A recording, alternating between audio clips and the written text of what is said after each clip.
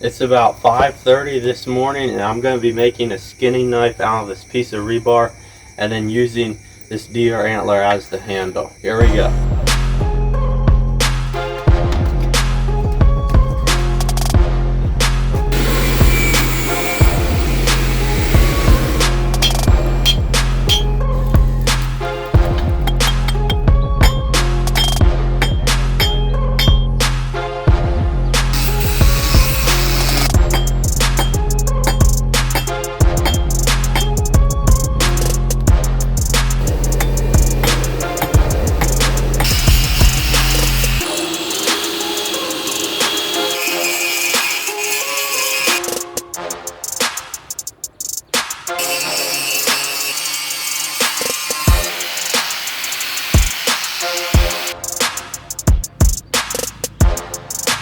Got our knife all sanded down, and now we're gonna use epoxy glue and put the handle on.